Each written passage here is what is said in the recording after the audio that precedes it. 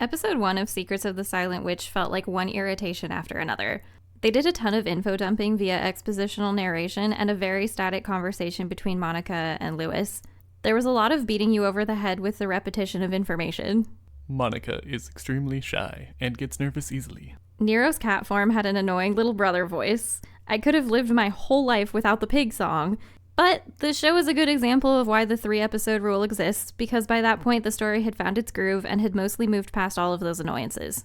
There was a decent amount of intrigue at the school, with her being on the student council and making new friends and solving mysteries with her magic and her intuitive perception.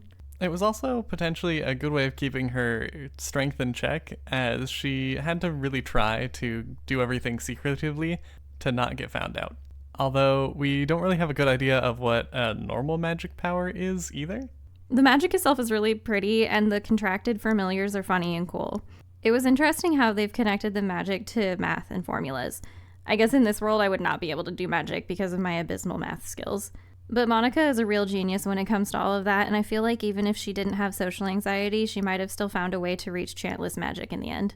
That was something that I missed. Was chantless magic really that hard, or is the short chance that other people can do good enough for the most part that going the extra step wasn't worth it for most people?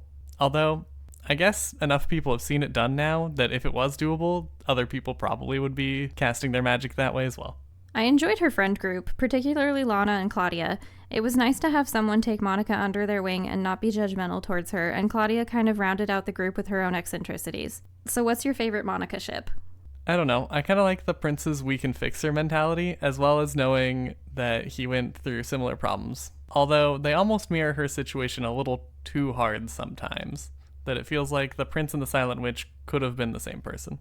I prefer her with Cyril because I think that they balance each other out better and are really cute together, and I think that Cyril is hiding a lot less of his genuine self from the world than the prince is. Sadly, the final 4 episodes felt like they didn't know how to balance the time that they had remaining, and the positive feelings that I was having towards the story started to wane again.